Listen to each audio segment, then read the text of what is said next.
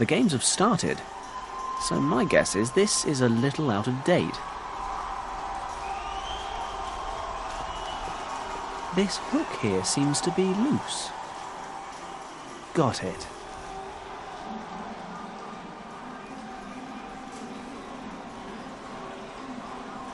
Just needed a bit of leverage, that's all. The grate's off.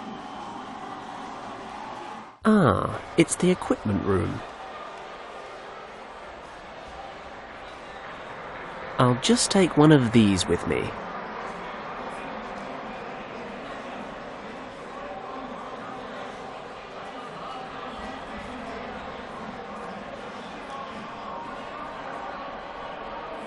Two javelins and some hammer throwing and shot put equipment. The shelf's feet are screwed to the floor. That's some heavy-duty storage. I can't loosen the screws bolting down the shelf. Probably not a bad thing. Good idea. Who knows what exciting uses I could find for this coat hook once I've modified it with a dumbbell. This said, I need a sturdy surface on which to perform the operation. I can't use the coat hook to loosen the screws yet. Maybe leaving it here will help. Somehow.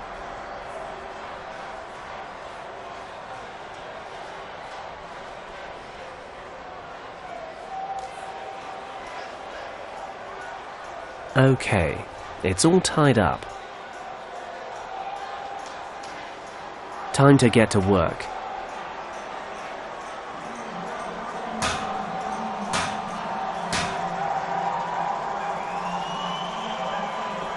It worked. The end's now flattened out. A whole load of sporting equipment and measuring devices. Stopwatches, batons, several table tennis balls, and a measuring tape. Could be useful. I'm sure no one will miss these.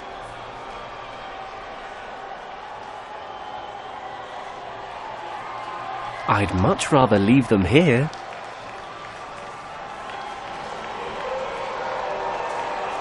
They're all locked.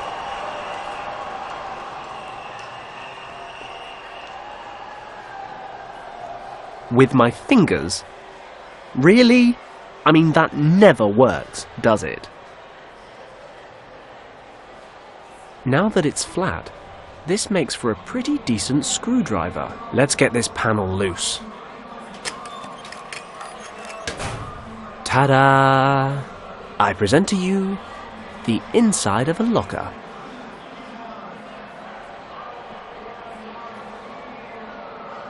A judge's uniform.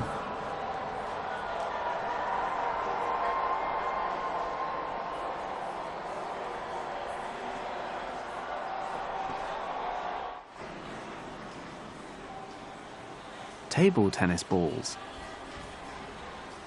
The cleaner contains acetone. According to the label, this solvent shouldn't come into contact with plastics. My destructive tendencies are encouraging me to do precisely that, hence the table tennis balls. But if it melts plastic, I can only imagine what it does to human skin. I need a container of some kind.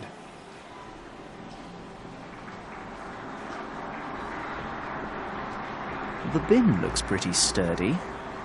Should be a good container for my little experiment. Wish I could say this was the first time I've done something like this. The solvent's dissolving the balls. All that's left is a sticky mush and a fierce stench. Smells a bit like thorn apple.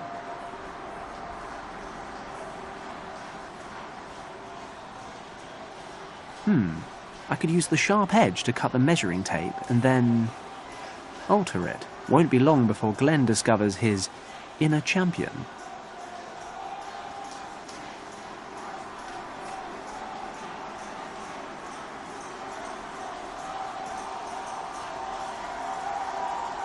I sense Yes, I rather sense a plan taking shape. I'll cut another 25 centimetres off the 1 metre piece. That's the exact length Glenn needs to beat his competitor's best distance.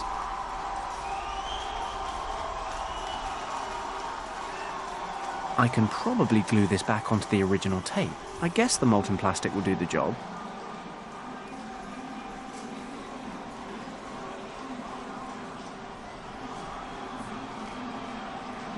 Perfect. I'll glue the shortened piece back onto the original roll. Job done.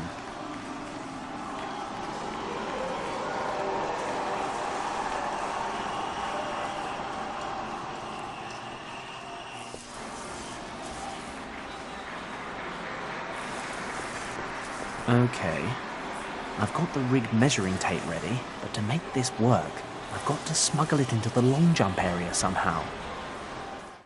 Ladies and gentlemen, we are now approaching the grand finale of the Olympic decathlon.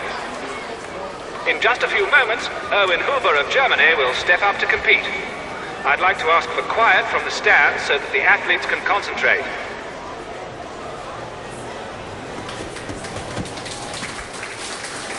An excellent effort. That was quite a jump. Could Erwin Huber have beaten his own record? 750. 7 meters and 50 centimeters. 7 meters and 50 centimeters. Fantastic! Erwin Huber has topped his own personal best. This will make it very, very difficult for Glenn Parker to defend his lead in the overall standings. Parker is heading to the track. In just a few minutes, his performance in the long jump will determine the gold medal decathlon winner. I'm really running out of time here. I've got to swap the tape, but I'll struggle as long as those 2 judges are still standing over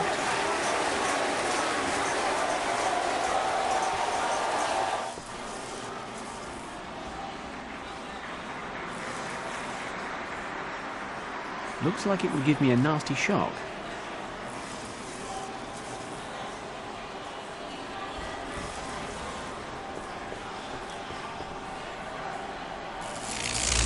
The sparks set the flowers alight.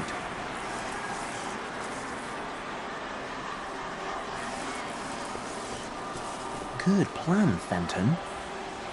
The fire gradually burns through the cables, then the lights on the long jump area go out, interrupting the event, and I'm long gone before anyone realizes what's happened. Let's be honest, that's the best bit. Let's get out of here. Berlin is holding its collective breath. The final decision in the decathlon is rapidly approaching. Glenn Parker is warming up on the track for his decisive jump. I'd like to ask the spectators in the stands to remain quiet because... One moment. We seem to be experiencing technical difficulties in the long jump area.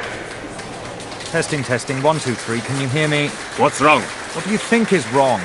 There's a complete power failure in this part of the stadium. Must be another problem with the cables. I'll go check.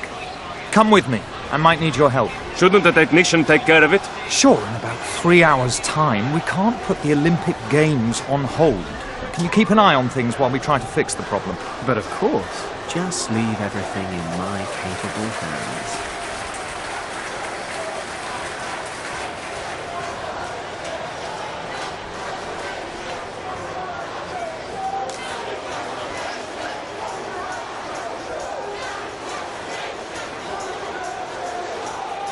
I've just been told that we're doing everything possible to fix the problem.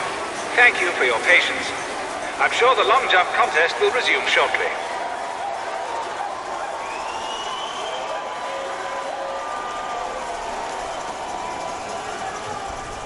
The perfect time to swap the tapes.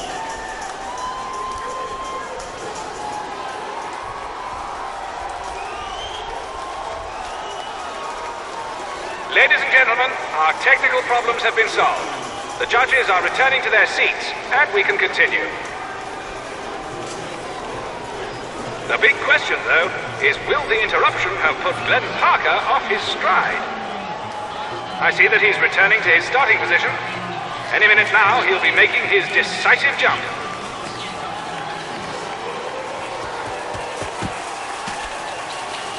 The jump is valid. But was it far enough? From here, it doesn't seem like he came anywhere near Erwin Huber. But what do the measurements say? 7:35. 7 meters and 35 centimeters. 7 meters and 35 centimeters!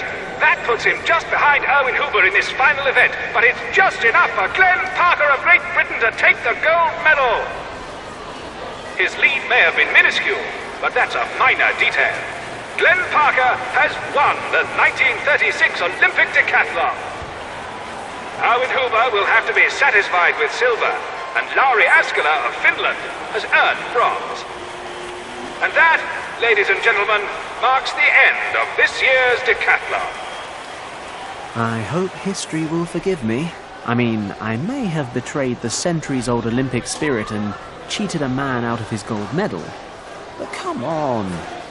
I am here saving the world, so I'll finally be able to get into the museum. Countess von Hagenhild had better be there with what I need. Glenn had better have a spare dinner jacket as well.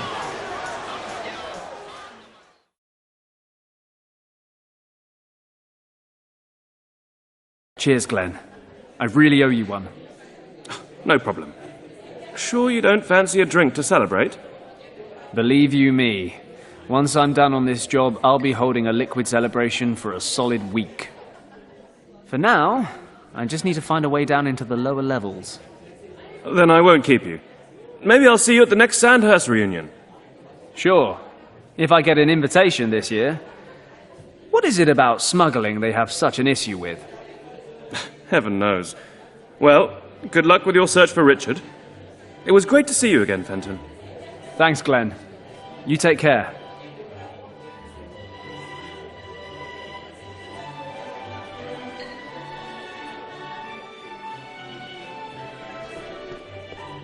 I'll just take the red... No, what the hell. I'll take the whole bloody thing with me. Why not?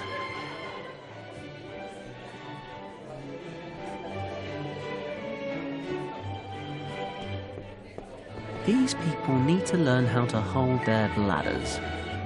We used to go 48 hours with our legs crossed in intensive training.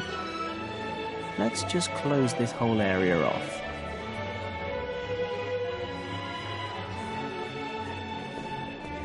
A bottle of champagne and a glass.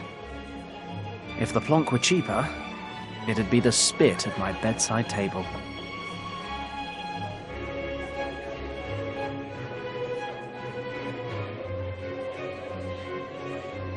There's a champagne cork in this glass. I'll have that, shall I? Collecting champagne corks isn't one of my hobbies, but I'll hold on to the little wire cap. Nothing could be simpler.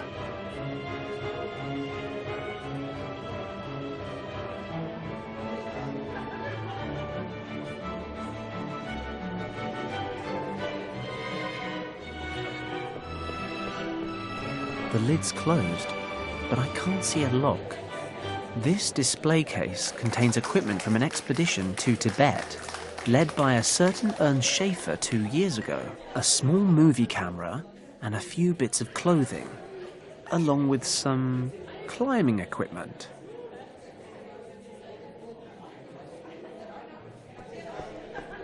It's summer. No one really needs